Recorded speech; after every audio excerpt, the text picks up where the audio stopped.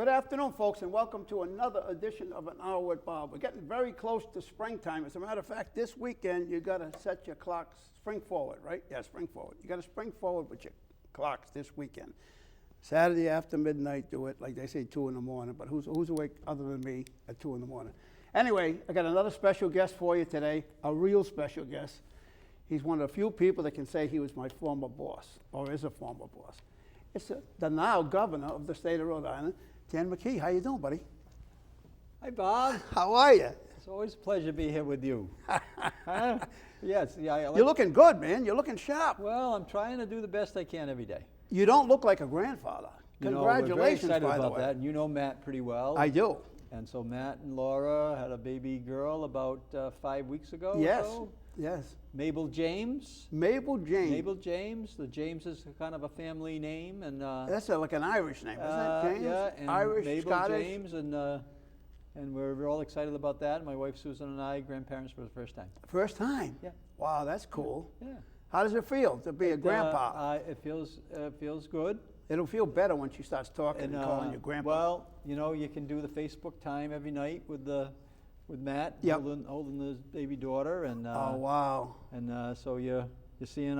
We visited their house the other day. Matt's going to be moving into a house that they've been retrofitting for the last 6 months or Right. so. Yep. very I knew shortly. that. Yeah.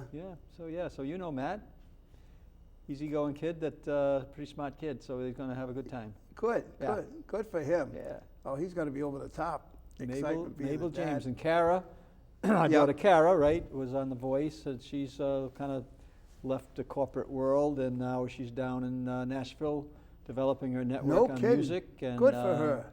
I got to tell you, I watched The Voice, and you didn't give me the heads up. I No. didn't know that she was coming on. All of a sudden, I see this girl walking on the stage, and I went, what?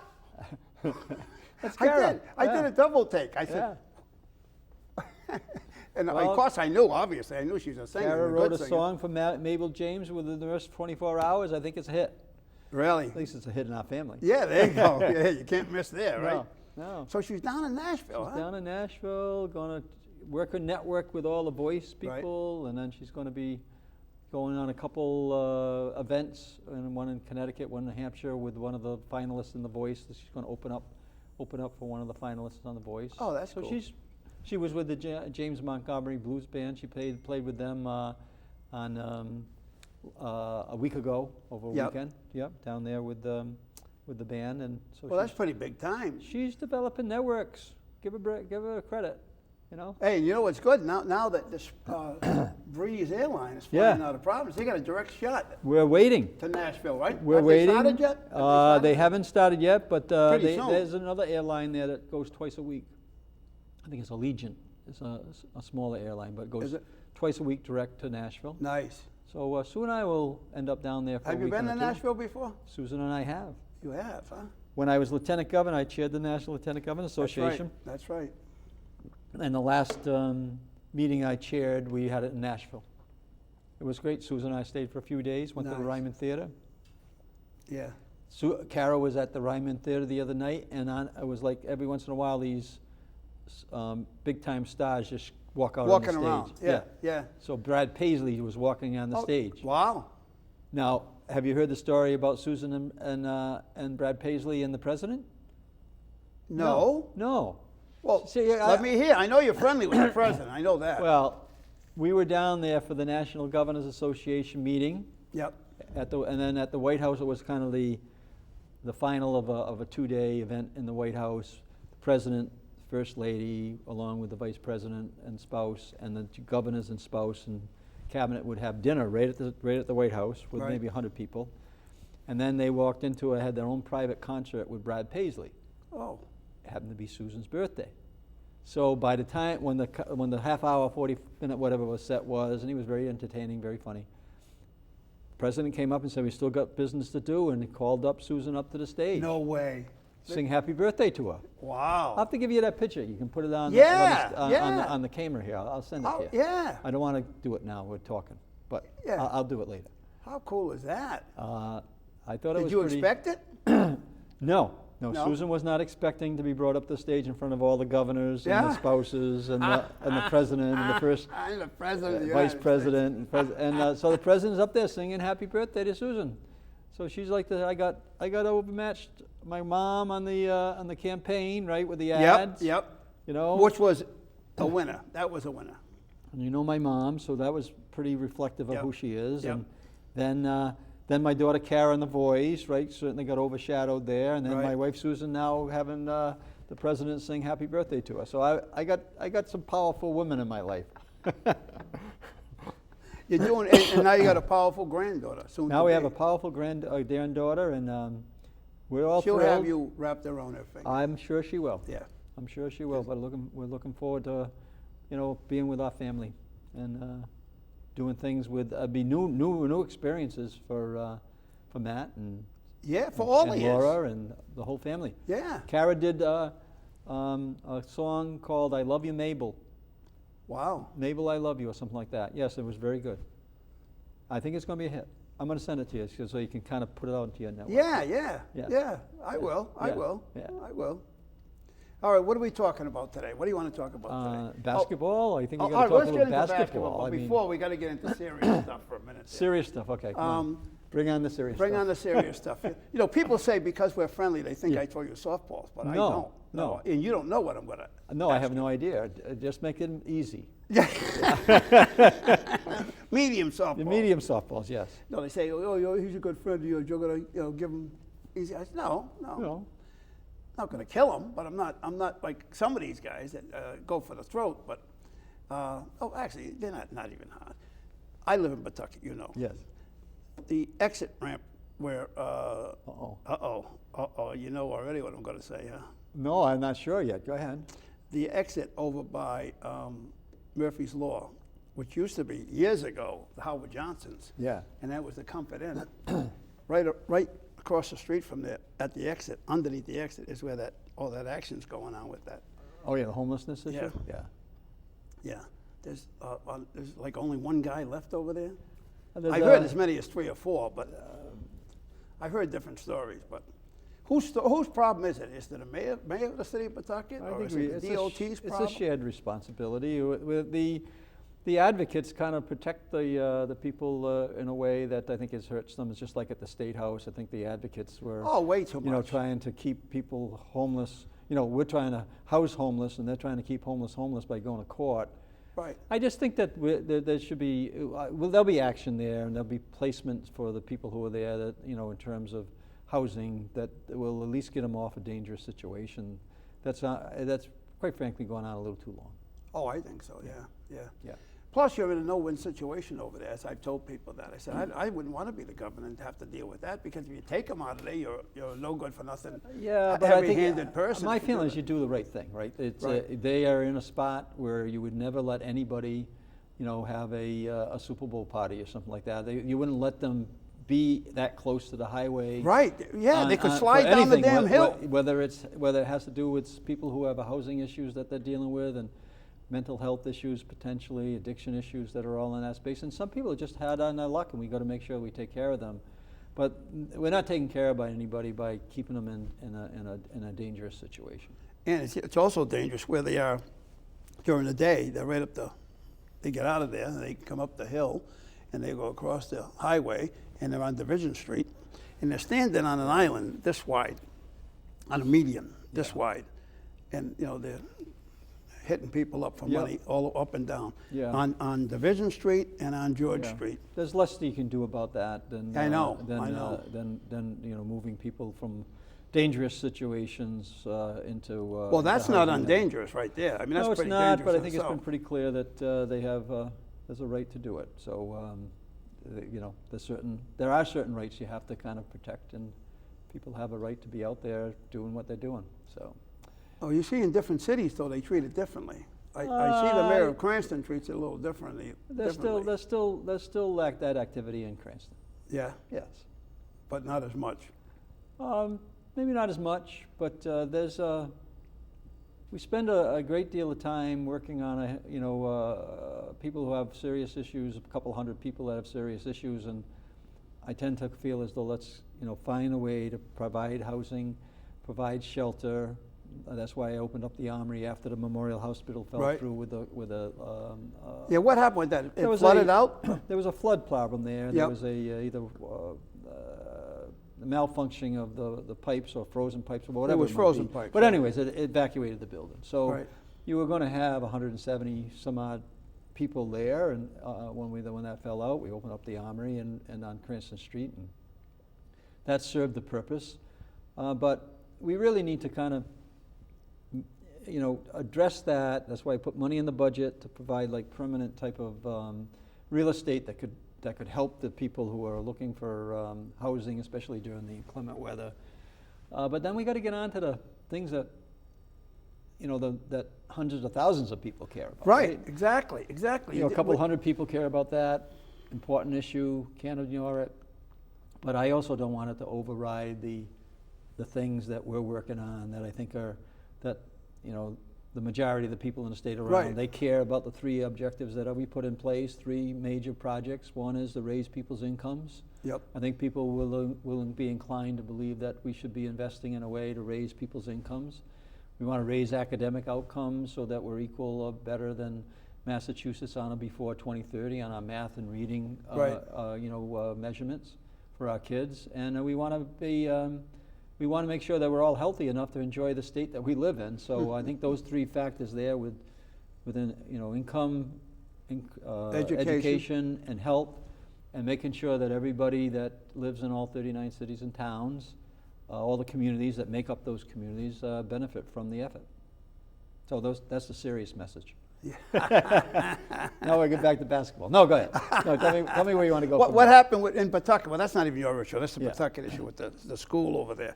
I mean, I'd be all over the contractor about that. I don't know why they Yeah, I'm gotta sure pay they the are. insurance. I'm It's got to sure be they all are. over the contractor. I'm sure they are. Somebody they gotta- messed up big time. They there. got to make sure that it's Twice. a nice new building, but if it's not functioning, then what good is it, right? So Right. Yeah. I'm sure that's being followed up on, and it's unfortunate that's happening to a brand new building like that. Kind of takes away some of the momentum that we think that we got going on school buildings around the state. I just came from Right. Davies Voc, which services kids from around the state, primarily. in I remember Pawtucket. Davies Voc when it was on Broadway in Pawtucket. Imagine that. Voca, do you Yeah, remember that? Yeah. When So it we was put in, vocational? we put $35 million in the budget to build out a new wing, like to take down the old wing that's really outdated. What's it on Jenks Hill Road? Is that it? Yeah, they're in Lincoln, right near CCRI. Right. Yeah, right. They back up to the CCRI campus. So, yeah, those are the type of things, Bob, that I'm, spending my time on, is the things the broader issues that really impact hundreds of thousands of people in the state. Right, And, well, that's exactly right. That's exactly my response when people tell me yeah. this other stuff. Yeah. Well, it's easy to talk about these other things, but if there was an easy way to solve a situation like the homeless issue, then it would be done. I don't think there is a way, because they've closed up over the years. When we were kids, I remember the Howard Complex. That's where they put people that were not having a good time, not as society's liking. Yep. They would put them there. And you didn't have that many homeless people. Now, how is it all of a sudden in the last 20 years you got all these homeless people? And you can say it's the economy, but we had bad economies in the past. We had bad economies in the 70s and 80s that should have had the same thing. Although I can remember also as a kid, we'd hang around down the railroad tracks, and you'd see they called them hobos back in the day, right? Are they any different? Yeah, on a than- percentage basis, we're not any different. We're right in the middle of the pack in the country per capita on this. We want to get to the point where we're in the top, top 20% in terms of working with people who are struggling for housing, right? But the housing is just not that issue. It's housing, making sure that you have permanent housing strategies, entry-level housing strategies. We've got $250 million in the budget right now. Secretary Pryor, which would be a great guest for you to come on, is jumping right in with Hannah Moore and a couple other people that are putting out a good plan to add to the housing stock, whether it's affordable or low-income or workforce housing, or quite frankly, even fair market value housing. We need more housing in the state. We need more Oh, what they say, there's 4 million short in the country, 4 million houses? Yeah, there's a lot. I mean, we're not that far short. We're not as short as it gets advertised. Yeah.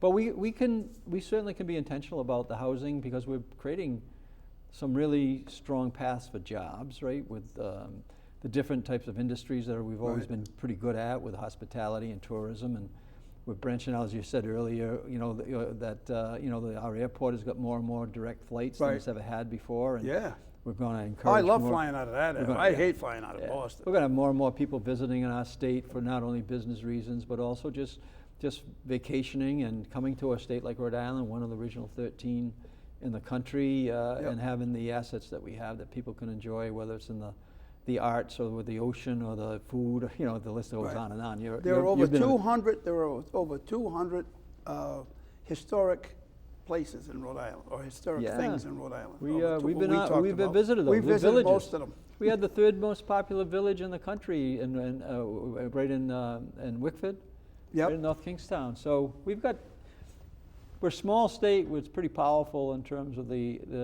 how people on the outside really look at our state in a real positive way. Well, what I used to hate, when I used to do a lot of traveling, is when I'd say somebody, where are you from? Rhode Island. Oh, Long Island. I go, no, I'm from Rhode Island, not Long Island. Yeah, so when you're positioned between New York, right, onto our south, and Boston, we're right in the middle of a real economic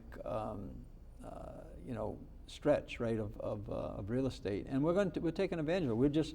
We're investing now in the bioscience in a way that's going to help us position ourselves on a per capita basis. We're going to be competitive with Massachusetts on a per capita basis. I got $45 million in the budget to expand that opportunity. We got a $200 million state health lab that is being built, that's in combination with a private wet lab space in the same building. That's about $200 million, Bob. So there's activity that I think that is hopefully going to sustain us through any economic. Remember when we went to those labs that build the robots? Yes. Remember we went to 3 of them. There were 3 of them in Rhode Island. Sure, we were down in I couldn't believe that. I was shocked at that. I'm trying to recall the name of the businesses, but yeah, you can see it right off the highway when you're coming out of Connecticut. Yes. So just when you're coming out of Connecticut. Yeah. So there's a great deal of economic development happening. Jobs are really important right now. We've got a couple $2 billion worth of infrastructure projects that are in the pipeline, along with some of these other projects like the investing in the fisheries down in Galilee, or Quonset in that port. We got a new port that's going to be involved in East Providence, which is going to make. Where is that going to be? It's going to be on South Key. It's right on the water, right across the river from Providence, the Prov Port.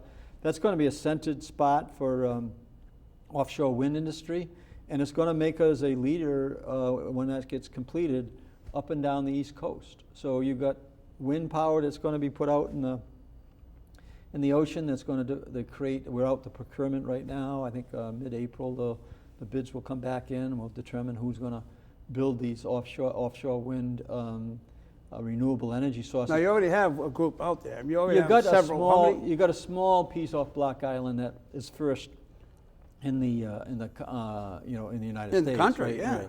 But what's being added is going to provide electricity for 500,000 homes in the state of Rhode Island. This is a big deal, and the pricing there is going to be fairly constant year round. So you're not going to have these big bumps. Look, we just had a big bump on our electric rates because of the cost of the energy futures, the gas and the oil futures, primarily the gas. So that's a really positive. Pawtucket's going to benefit long term when we actually get that project off the ground, including the professional soccer, which is going pretty well right now. I think there's still a little bit of concern about some of the long-term financing, but I think that'll get put into place. Construction's going on. People are working. Oh, I know. I see it almost every day. I drive over the Division Street Bridge. You can look to the right. Housing is going to be built. There'll be some sort of a retail component.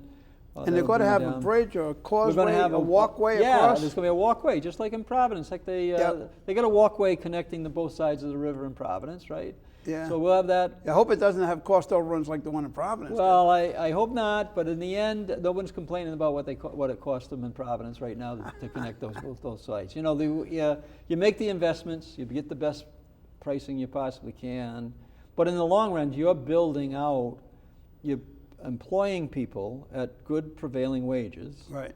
And so they're working during this 2 or 3 year time frame where we're supposed to have some economic instability.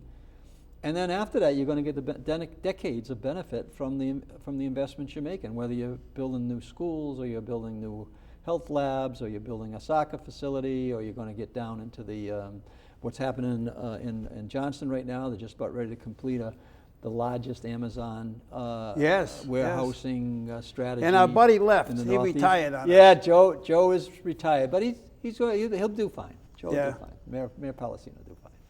Good but guy. yeah, so I mean that's what I'm talking about. We have to take care of these isolated issues that impact hundreds of people, a couple hundred people, but we really need to keep our eye on this broader thought process, which is about we got 1 million people that live in the state of Rhode Island. So somebody said to me, well, wait a minute, if you take care of all these people that are homeless now, isn't there going to be a void or a vacuum that other homeless people are going to come to Rhode Island to fill that void? No, I don't think that happens. No. I think that people tend to be very geographic where they are. They have reasons to be where they are. I mean, we're very geographic even here in Rhode Island, where you open up a facility, 24-hour facility with food and some social services, health services, and people in Woonsocket don't want to travel to Providence. So it's very, it's very local. And the number is, again, is not hundreds of thousands of people. I think we need to keep this in, a frame of mind here, right? I mean, again, in context, right? It's a couple hundred people. They got some problems. We've got to take it serious, but we can't let that dominate all of our. No, and it's very expensive to house them. I think it's going to be expensive, but I think it's part of the cost of doing business. You either turn your back on people who really need help, or you help them. And I think that you do help them, and then hopefully a number of them will find their way to better paths. And those who are, really suffering some mental health issues or potentially some addiction issues, we have to, deal with that in the best way we can. You want to talk basketball now? This is a pretty serious conversation. You're gonna be on one more. I got one more. All right, I got one more. Keep pounding me with questions. Go ahead. The Indians. Yes. That was in the news this morning, wasn't it? In the Providence Journal, something about the Indians. I didn't read the journal. I only saw a little. I was just happy that we didn't have a bus strike on the. Oh God! Imagine that. Providence, because we're working really hard to. The state has intervened in those schools. Right. As governor, I'm kind of front and center. Certainly the top decision maker in those schools right now with the commissioner and the superintendent.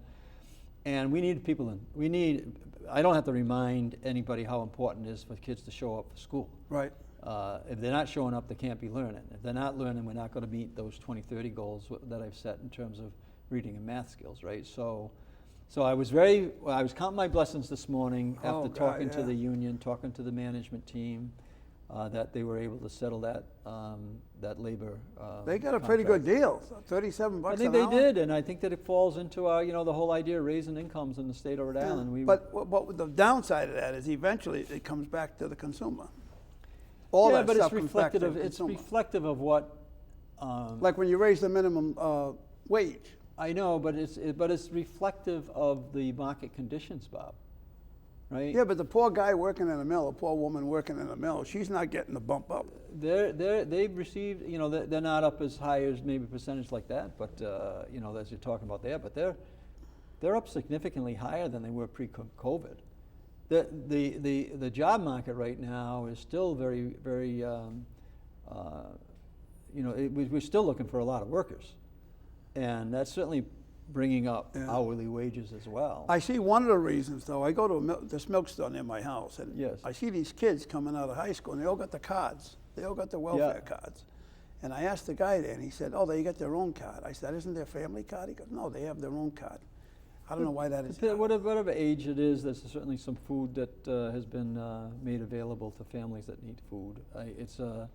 But in terms of the hourly rate, I mean, we're not living back when you and I was working at Hindley Manufacturing for $1.25 an hour. Exactly. I mean, but we live in the past. I think one of the lines in Kara's song about Mabel James was something like, the future. Talking to Mabel James, at 4 weeks old. Yep. The future is yours. The past was ours. We got to kind of come to terms with that in some ways, right? The world is different, and the income levels. We need to raise up people's incomes, and it has an inflationary impact in some respects. But we're not making heck. What did you start at an hourly rate? $1. $1. Yes, that $1. was $1. I think it was $1.15 or something Well, like that. You're a couple years younger than me. Hindley Family Manufacturing or something like that. And heck, if you stayed overtime, you could get yourself an extra 20 cents or something like that. I mean. That the world has changed, the market has changed, and we have to kind of go along with it. And we got to prepare people to enter into the attitude has changed drastically. The kids, when you were a kid, you worked at Henley Manufacturing. Yeah. I worked at a restaurant at 12 years old, 13 years old.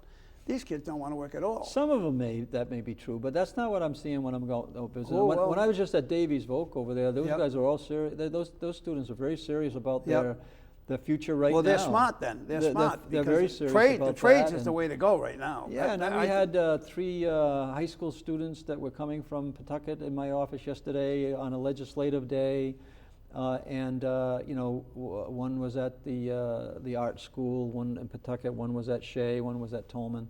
All 3 young ladies one's headed to URI for pharmaceutical, for a pharmaceutical 6-year degree. I know. It used to be 5. These are kids that you're taught. These are the kids that if you saw on the street, you said, "Oh, maybe they're not working hard." But and they're all girls, though. They're all girls. So you don't think that the guys can do it? Let's switch. No, it's not that they can't do it. I think there's a lot. There's so more here's our with a education. woman I'm than going to there give is you the with a last guy. education piece, and then you can talk about Tyler Kolick and the rest of the basketball that's going on. We're going to be coming out, said within the first 100 days of this 4-year term, and we've been working on it for the last 6 months, but we're going to come out with a really strong plan. I already said we're going to reach Massachusetts levels on it before 2030 on reading and math skills. That's a tall order. It's a tall order, but it's doable. I mean, there's right now maybe a 10-point gap across the board on those issues that we need to kind of recover. We got eight testing cycles to recover and surpass, I think, right. Massachusetts. But we're going to take the 180-day learning experience, Bob, and we're going to turn it into a 365-day learning experience. So we're going to engage with municipalities, the business community, the nonprofits, your boys and girls clubs, and we're going to centralize that. We've got a nonprofit that we've just started. So anybody who wants to serve on a nonprofit board relative to education and this whole idea, let us know. Yeah. And so we're going to really make an effort in that area to elevate education, because we know that it will elevate incomes if we over the long term, and that's what we're going to do. And we got to invest in both the boys and girls out there, right, or the men and women, young men and women out there, and that's what we're going to do. And I have a little more positive thought process on this than maybe you bring to the table right now. Well, but I see them all the time. I see them every day. I see these kids out there all the day. But you're seeing the same kids every day. Yeah, probably. You're right. I see hundreds of kids You're right. every week, and Yep. and I know that they are focused on their future. And one of the things that we've done this year, which some people would push back on, but I put money in the budget to actually help people who are they have a language barrier to get as quickly as you can to able to communicate in English. This is something that we need to invest in our young people. And well, I think kids that don't have English as their first language should be offered the opportunity to learn English on the side, not during classes with the other kids, because it slows the other kids down. No, it doesn't. Yes, it does. I chaired a school board that had kids from Cumberland, Lincoln, Pawtucket, and Central Falls for 12 years. Yep. And there was a number of language immersion issues that had to be dealt with. You can do that you have to do that inside the school day. But what we're talking about too is taking this 180 learning experience, turn it to 365, so you have more time on task and different strategies on where you need to put your time and efforts. So, Yeah, you and I disagree on that. Yeah, because if a kid's So, taking so math, don't tell your friends that you're not soft on pushing me on some, yeah. on some of the questions. Listen, if you're in math class, right? Yes. And you're teaching math in the English language, and you got 3 kids in the class that from Central America, and they don't know any English or very little English. And probably smarter at math than you and I. Go ahead. Yeah. Right. Probably more quicker and But smarter. I on can that remember than you or even I. back in St. Mary's days in the 60s, where we had a girl come in the class in the 7th grade, I guess it was, and they have to tell her 3 or 4 times. How much an hour were you making then? Yeah. 75 cents an hour by then? I mean, this is the world is, when you're doing your coaching, and you did coaching, you take the team you got, and you do their very best to make sure that that they develop their skills to the best of their ability, and you don't leave anybody to the sideline because somehow it's not worth giving the effort to help them get to their highest potential. So, Rhode Island has got a certain population. Yep. We need to depend on that population to be skilled enough to provide a good economy for us, whether it's today or 10 years from now. So that's what we're doing, and I think that we're going to take the team that we got, and we're going to.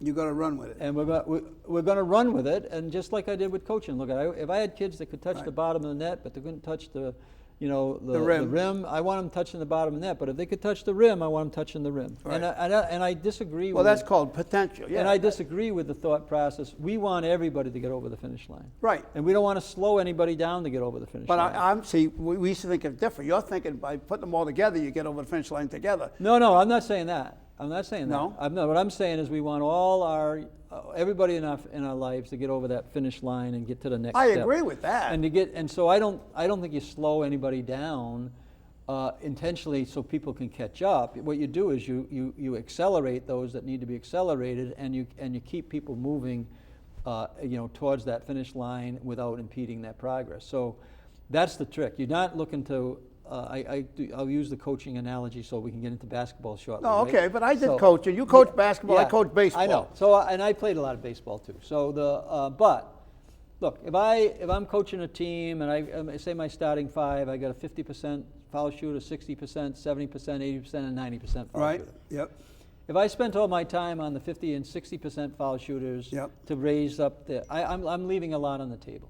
So what I want to do is I want everybody to increase their foul shooting percentage. So if you're the 90% foul shooter on the team, I want you to get the 91 and 92. Exactly. And if you get the 91 and 92, but if they don't understand what you're saying, this is why you have to invest money to make sure that that the language is not. I agree with that, but I think it should be outside the school day. Most of the learning is going to happen inside of a school day. Well, they should take it extra. No, they should be in school with them. Don't penalize these kids just because they can't. They happen to have an issue that they need to get. Get but I'm saying you're penalizing the smarter kid. No, you're not. Yes, you are.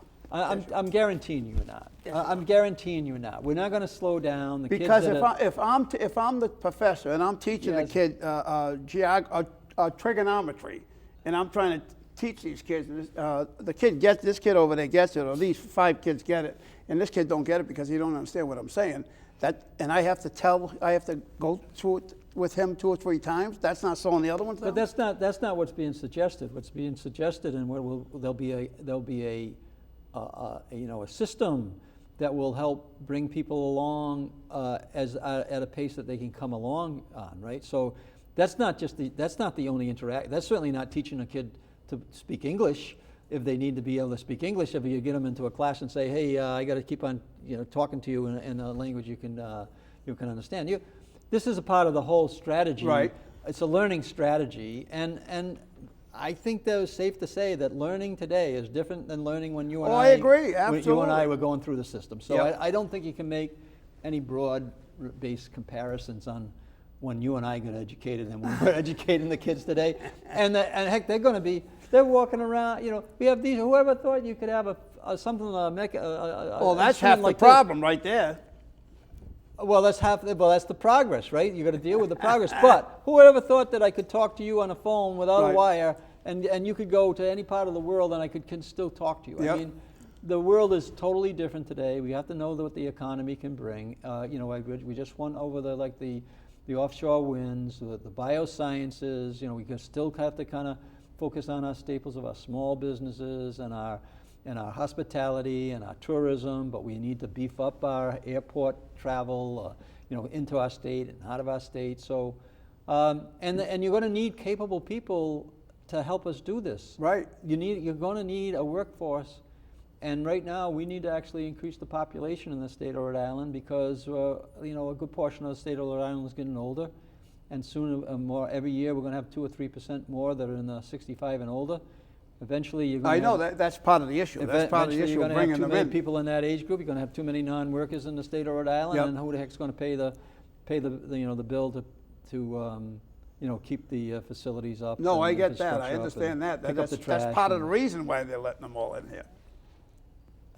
I don't know. You're getting a little bit too political for me here. All I know is, look, I've got a group of people that live in the state that I'm governor of, and Yep. I'm gonna make sure that every single one of them gets an opportunity to do well, so that the state can do well. All right. While we're still on politics, who you Politics. liking for Cicilline's seat? I don't know who's going to go on that. You're the. I think I'll pick your brain a little bit. You probably would have more to say about that than I do. What Oh, there's going to be a lot of them. you think so? Oh, absolutely. There'll be 5 at least on the Democratic side, and probably 3 on the Republican side that will run for that. Well, all I can say is that we're very pleased to have Senator Reid there Yes, right now. Senator Reid's he's our ace in the Our hole. congressional delegation has really stepped up for us in a big way since I've been governor. So that's what I'm looking for. Is Well, he just got us a somebody lot who- of money, a whole lot of money. Jack Reid did. he did, and he has done that before the pandemic and after Right. the pandemic, right? Yep. So I just want to make sure that they get along, with my wife Susan and the president, and I want to make sure that they bring more than our fair share back into the state Right. here, and that Yeah. they support the work that we're doing right now. We've outlined a plan, RI 2030. We've talked about it before, you and I, and people can go to RI2030.com and Right. actually see and participate in long-term planning for the state of Rhode Island, whether it's in our health or whether it's in education or infrastructure or hospitality or the list of, housing, whatever it might be. So I just want to make sure we have people on board with supporting that, that plan, that Rhode Island Remember the 2030 festival we plan. talked about years ago when you were the lieutenant governor down in New Orleans? We talked about getting it up here. Yes, the food. Was it the food, though? We're going to send a chef down there. It's a seafood festival. Yeah, but I think we're going to send a chef down there. Yeah? Yeah, then we didn't get to do that. I think the Governor Raimondo sent somebody down instead. Yeah, I know. We got Yeah. stiffed out of that one. It Well, was I our don't- I don't idea. wanna It say came out of that. our I office. know, but we had Billy Nungaza. He's still lieutenant governor down there in Louisiana. Oh, he is? Yeah, Republican lieutenant governor, friend of mine. I like him. Yeah, I know. I know you do. Yeah, yeah. 'Cause I talked with him, Yes. actually. So you're going to have enough time to talk about Tyler Kolick. I mean, the guy. We got enough this is time, don't worry this about is, okay, keep on going. We got enough keep time. on hammering me No, here. I'm Bob. not. I'm not. I'm, You are, I'm you're- still throwing you softballs. My yeah. God.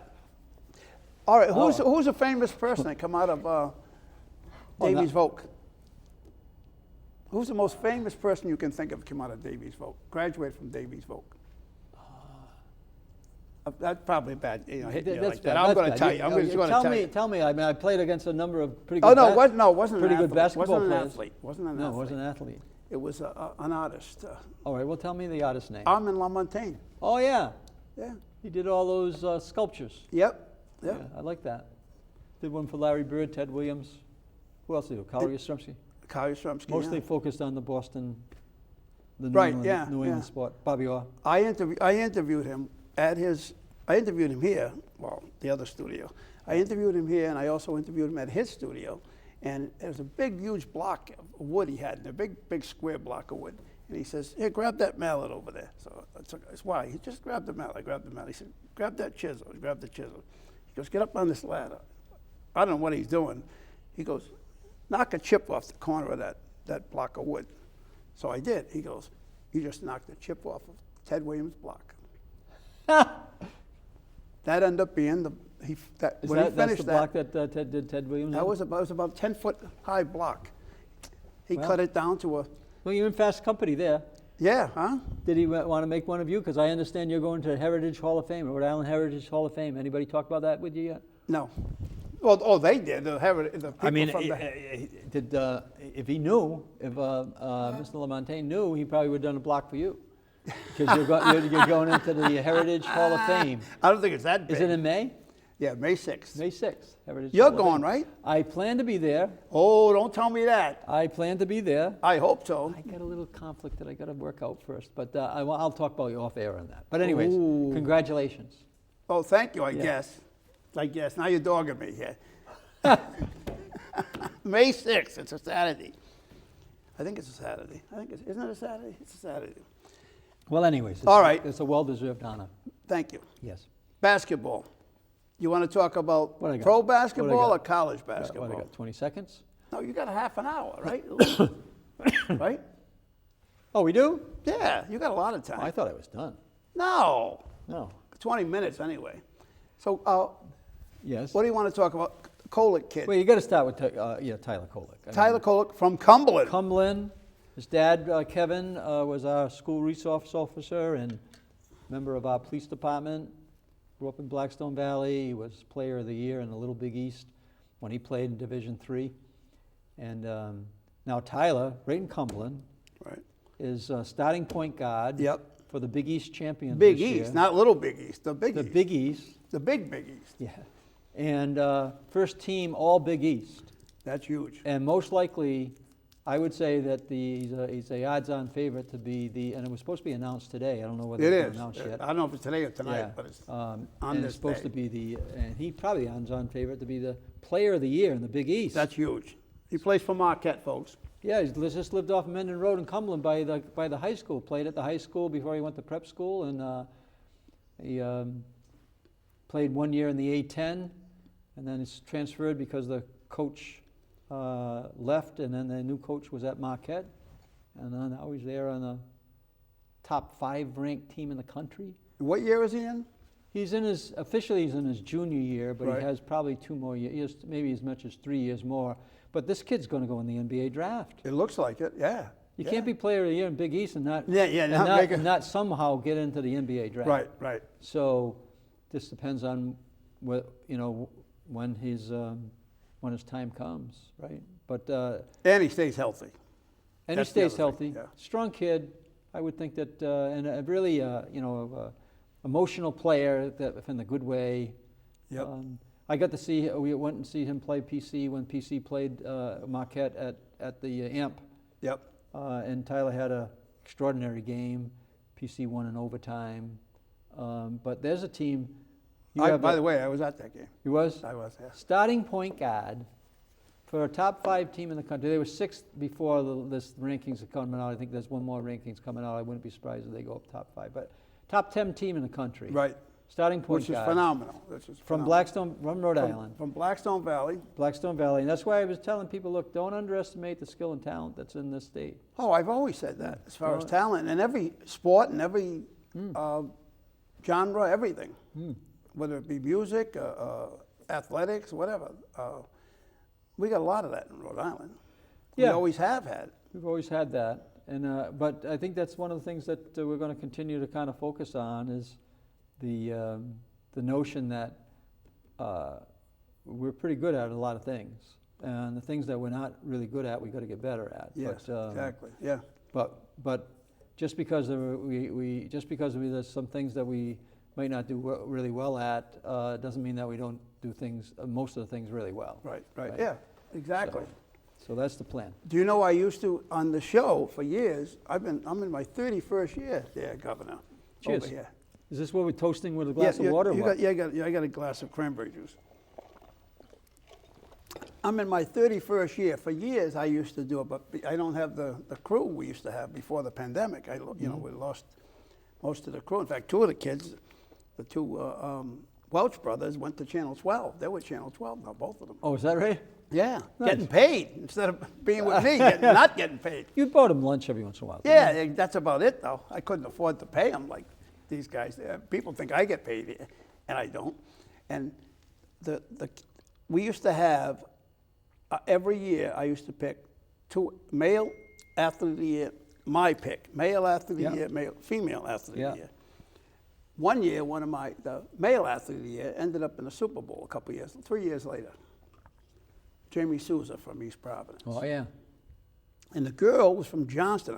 I'm embarrassed to say I can't remember her name, but she ended up in the NBA, of the WNBA.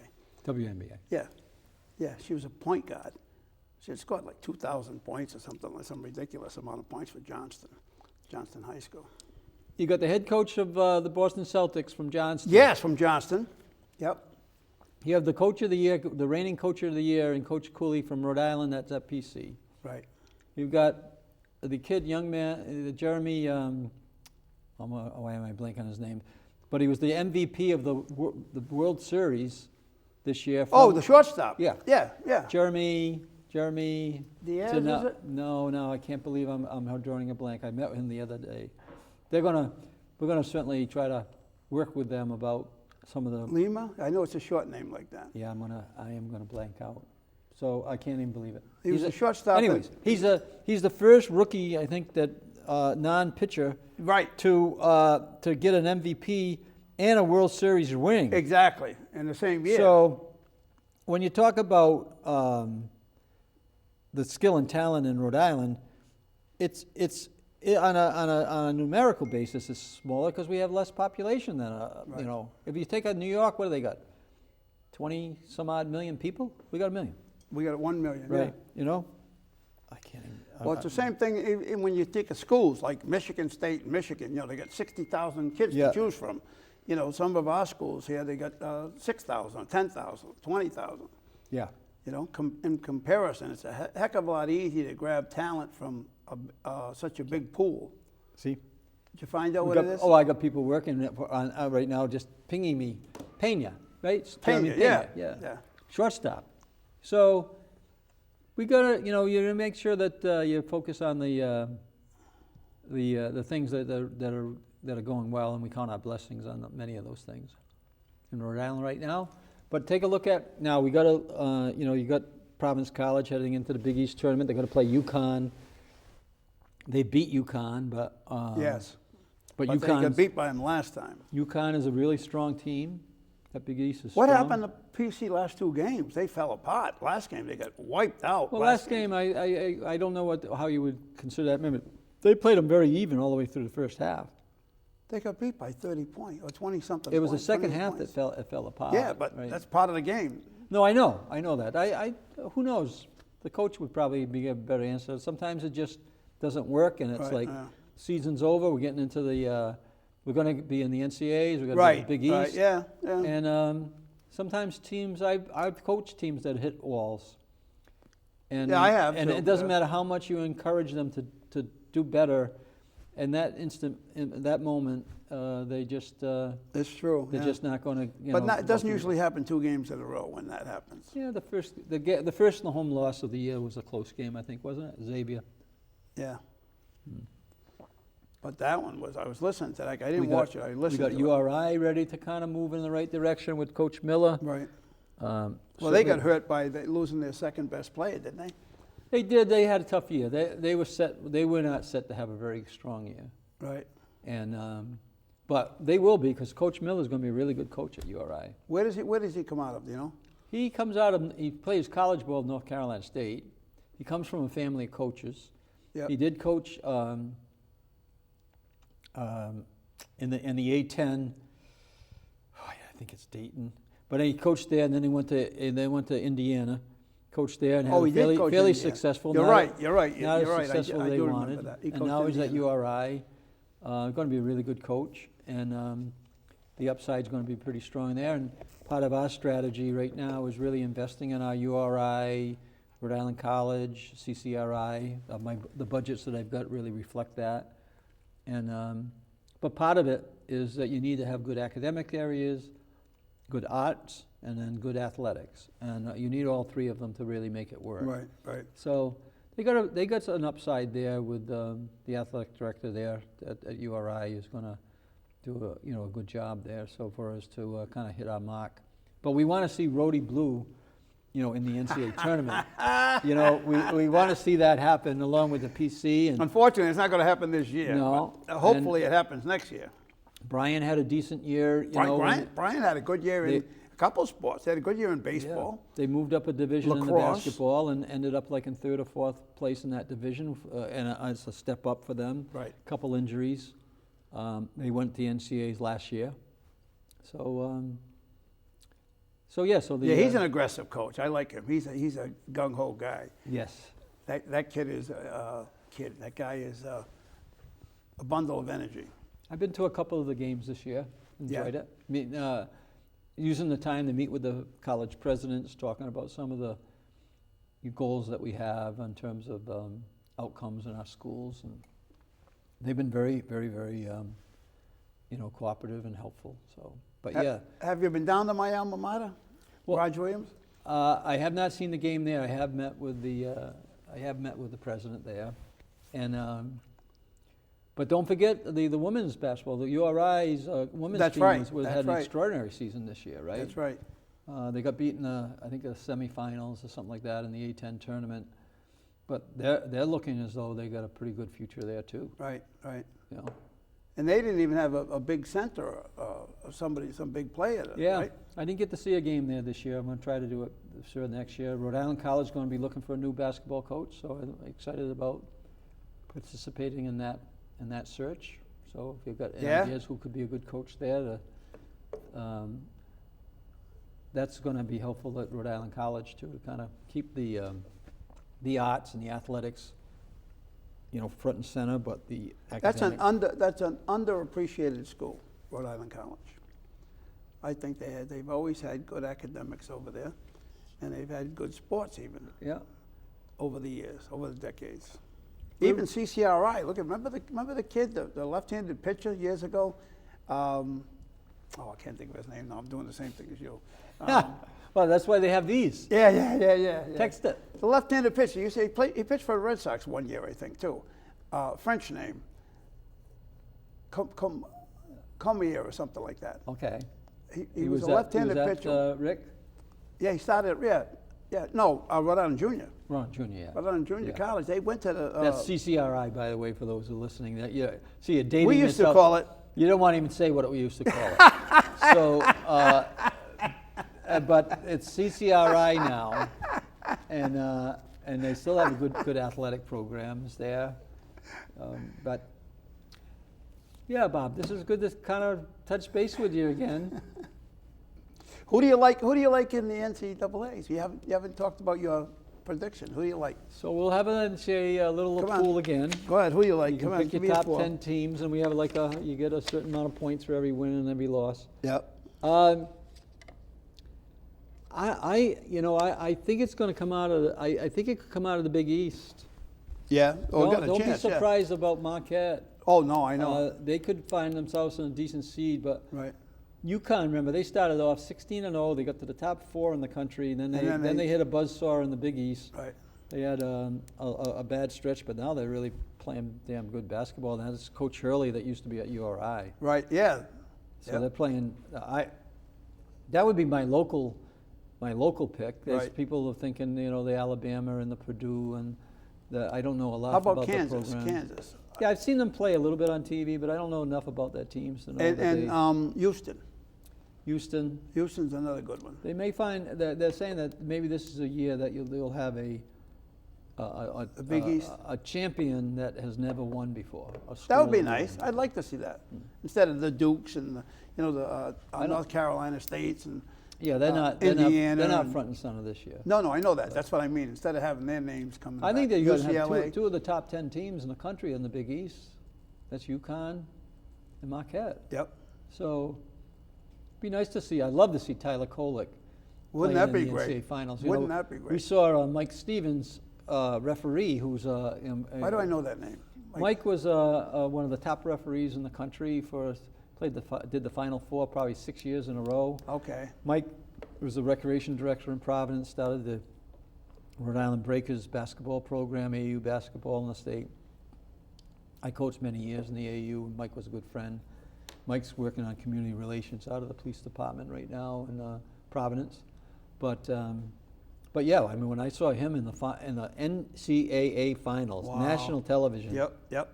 doing the game as one of the top officials in the country. When they have to be, that's they handpick them, right? When they do. get that far, when they get up So to. wouldn't it be great to see a kid like Tyler Kolek, running the offense of a team that was in the Final Four? That'd be great. That would be awesome. And not only that, a kid from Cumberland, Rhode Island. I think it'd be great. And it depends on their draw and depends how they are, but they're a young team. They got a really good coach that has been into the Elite Eight before. Yep. Right. Well, that's important. Yeah. That's very important. So that's my hope. I'm kind of like partial towards PC. I'd love to see them beat Yeah. UConn, come out of the tournament in a And they good can beat UConn. spot, get a couple good rounds, and but I'd love to see a kid like Tyler Kolek in the Final Four. That'd be great. That would be awesome. It really would. That would be awesome. I like I said, I think I know his grandfather and his mother. I think it's his mother. Yeah. I'm pretty sure it is. She's from Cumberland. I know she's from Cumberland. Haven't seen her in years, but I do remember her from Cumberland. Originally from Pawtucket, but moved to Cumberland many years ago. Yeah. So that's about it for me. It is? I think so. I must be getting towards the end of the show. Yeah, we got, what, 3 minutes? Unless you have something you What want do to we really got? talk 2 about. minutes. We got 2 minutes left. What? Give us your last thought. Are you mad at me now? No, I'm not. I think that there's a difference of opinions that go around, which is Yep. good, and we can still like each other, Bob. Healthy difference. I tell you, let's raise people's incomes. Let's raise academic outcomes. Let's Yep. make sure we're healthy. We know how important health is. Yep. You've had a few ups and downs. Yep. All of us do. I got braces on both knees right both now. knees now.